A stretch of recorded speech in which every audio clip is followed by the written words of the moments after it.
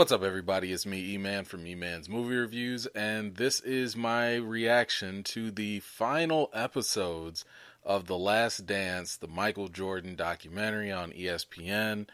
It is, it's so weird that this is it. I almost kind of feel like I'm going through the emotional state of how when Mike was like, "Yo, I'm done," the second time, like after '98, after he retired then, and it's just like this whole documentary has just been like really cool. I just really love what they did. But let's kind of go over, just some of the things that happened in the documentary. Right off the bat, they start going into the Indiana Pacers. I don't like Reggie Miller to this day. To this day, I don't like Reggie Miller. I've never liked Reggie Miller, and I'm talking about like I don't like him. I don't like him. I don't like him. John Starks is here, right? You already know I don't like John Starks. Reggie Miller's when he, but them Pacers, I remember they were a definite thorn.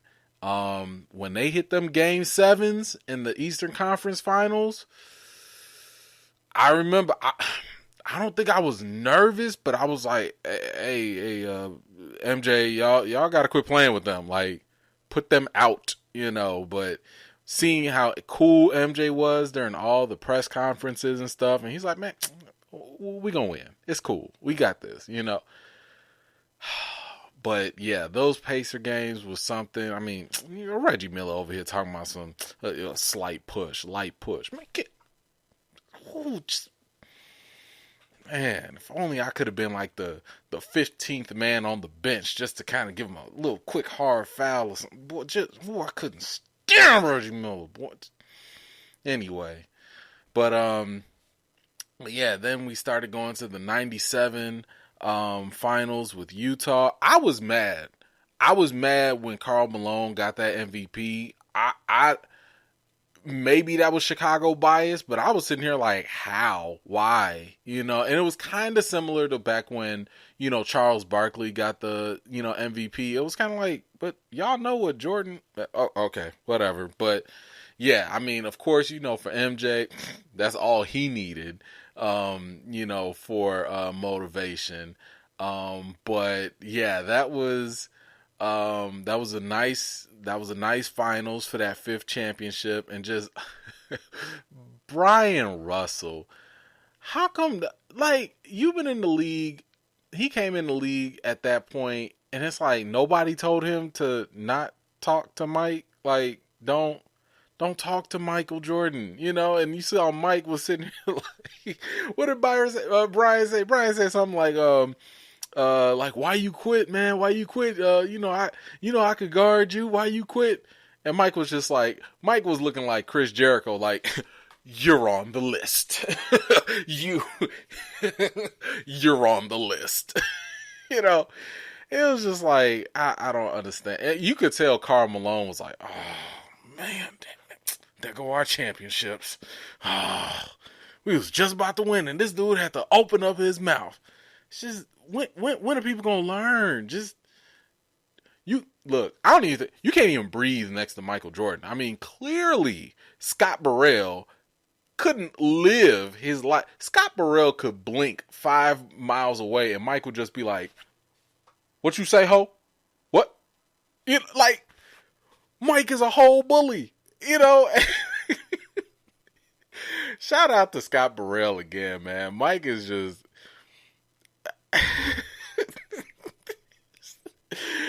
Scott Burrell he is a nice guy.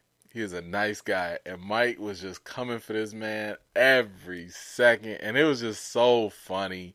I loved it. I think it was all cool. It was all in jest. I mean, hey, if Scott Burrell isn't tripping, I'm not going to be tripping over it, But my goodness, when they started going over to the next to the 98 finals, which was like really, really like the last dance, right? I had no idea about this new Pizzagate, situation with that story. I mean, look, I don't know about what you guys have heard out there, but rumor had it at least over here in Chicago that flu game was really a hangover game. Because, Mike was just drinking and doing his thing, and that was the prevailing rumor. Now they sitting here talking about, oh, well, it was the pizza guys, and, Mike was the only one that ate, and all. Okay. All right. I mean, that's I'll just go with that. If that's what it is, man, it was a bad pizza. But yeah, I mean, regardless, that flu game, it was iconic. I mean, I remember watching every second of that game, and I was just sitting here like, he is gonna pass out. Like he might die on the court. How is he doing this? And he just kept going and going and going. And I mean, just seeing, him fall into Pip's arms and stuff. I mean, like that right there. I was like, I remember just clapping. You just, like, that right there is storybook. You would think that it was a movie in the making, watching that game. And it was just like really, really cool to see. Then they started talking about Steve Kerr. Now, look, first and foremost, no disrespect to Steve Kerr. Really loved what he did, in the last minute of those games, taking those clutch shots and everything. I just kind of thought the documentary took a little bit too much time. Just a little bit. Because I'm sitting here watching, I'm like, so we about to go back in time and talk about Steve Kerr like this much? Okay. I guess, but, it's fine. He did his thing. It's fine. It was whatever. But then they then they started talking about Dennis Rodman. Now, I remember Dennis Rodman doing his little thing with, the NWO and WCW wrestling and stuff. I remember that. But in my mind, in my memory, I always thought he did that stuff in the off season. I didn't recognize or even just put it together that he did this in the middle of the finals. I mean, yes, Dennis Rodman's going to be Dennis Rodman. We all know he's got to do his thing. But, bro, it's the finals and you leaving? You're not even going to go to practice? I mean, look, I don't even think Allen Iverson's going to trip, about that. Like, this ain't just practice. This is the finals practice, G. Like, oh. And they were so close. It was like game 6, like right then and there. And this man just gonna leave so he could go do some elbow drops and pop some people with some steel chairs and stuff. Oh, Dennis Rodman is a wildin' dude, man. He is out there. Oh, but yeah, that final Utah series, that was definitely scary because I do remember Utah was a lot better. They came back. They were on top of their game. Stockton and Malone. To be honest with you, I was more nervous about Stockton because Stockton was always one of them players who had he kind of reminded me of Steve Nash, or Steve Nash reminded me of Stockton, however you want to do it. But he always had this sneaky jumper. He didn't shoot much because obviously he was too busy giving people assists and everything. But when he shot, he would make them shots. And especially if you left them open. So, Stockton just had me personally worried. Malone obviously was doing his thing, but Rodman, oh my God. Did y'all see when Rodman just kept tripping up Malone? I remember watching that game and watching Now, first of all, that's not even the first time Rodman has harassed Karl Malone. There are plenty of other times when Rodman would just be doing the most to get under Karl Malone's skin. And that whole epic constant tripping, fouling. That was too funny, but that was classic Rodman. Before, all of the Lance Stevensons or Draymond Greens and stuff. Dennis Rodman was that dude, so that defensive presence was like vital, you know. But even in that series, I mean, my goodness, like even after the Jazz were kind of like, putting the pressure and everything, when the Bulls came back and what was that, game 3 and only held them to 54 points? Ugh. Yeah, it was a little bit of that pressure was kind of coming off as a Chicago fan. You just like, oh, okay, good. We can still spank them. All right, it's okay, But it was real cool, just watching MJ going to the bus, like everybody is tense. Everybody is like, oh my God, it's game 6. Oh man, and MJ's just jamming out to Kenny Lattimore. That's all. He's just jamming, no worries, no concerns, you know. But yeah, that was cool. I like the fact that they brought in the little story about Gus. Like we all saw. I mean, even before this documentary, the impact that MJ's dad had on him was huge.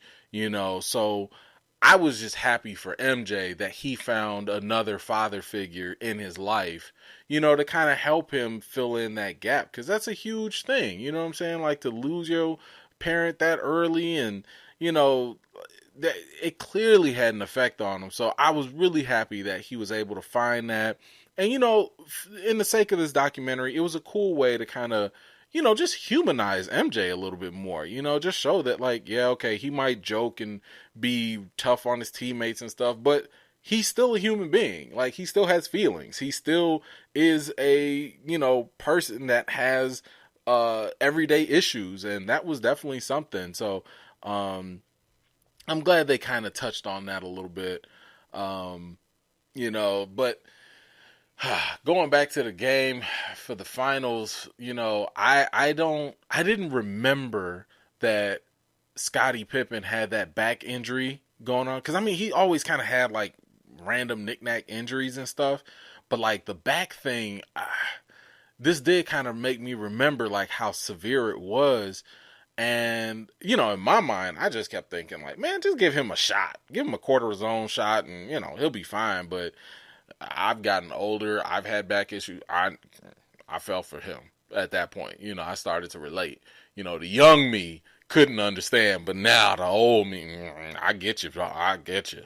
But, that was really cool. Just, how he gutted it out, for the final game. And I mean, what more could you ask for than MJ taking that final shot? Ugh, I remember I was standing up when those final seconds was happening. I was standing up in my living room watching because I'm like, history's gonna be made right here. That final shot, and then even the push off, the push off, he did not push him off.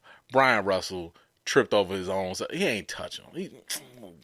He ain't even touching him. So I'm glad that they showed that because I think a lot of that was more so because of the camera shot. If you look at it from the initial camera shot, from Michael's perspective, it might look like a push off, but when they showed it from the other direction, nah, he was already tripping. So didn't nobody care about that. But shout out to Karl Malone. So much respect and class for this dude to go on the bus and still congratulate them and everything. He didn't have to do that, and that was really dope of him to just kind of pull that anti-Isaiah Thomas move, so much respect to them. But my goodness, that 98 finals, that was everything. It was a storybook ending. I mean, I remember the Grant Park, celebrations. It was like a national holiday in Chicago. Like seriously, and I mean, to be honest, I think we kind of got spoiled, just by doing it all the time. Like now, I can understand how Boston Red Sox fans would feel and stuff, but man, that was a beautiful thing, just to.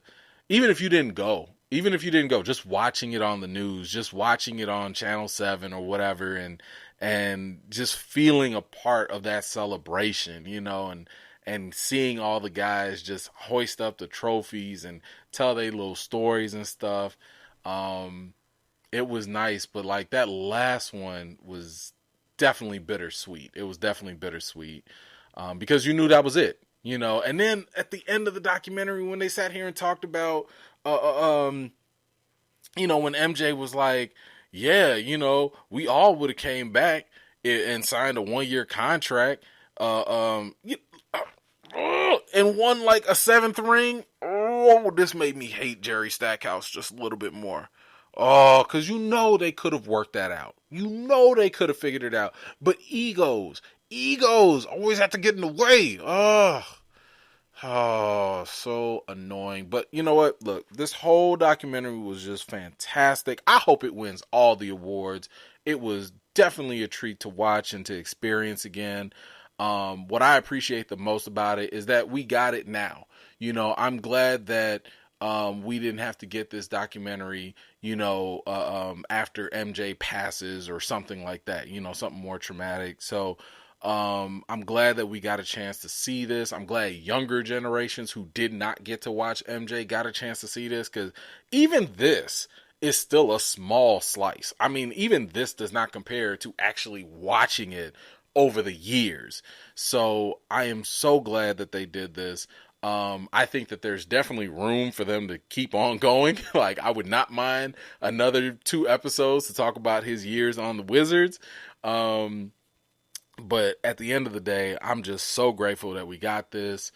I hope we get something similar to this for Kobe, you know, in his last run. But my gosh, this was an awesome thing. It definitely should. This was one of the best documentaries I've seen. You know, especially a sports documentary. Like, I can't even think of anything close. But I can't wait to watch this again in a couple years, where all these things could be fresh in my mind all over again. So let me know, what did y'all think about it? What were your favorite parts for these last 2 episodes? And do you have any final thoughts about the Last Dance documentary?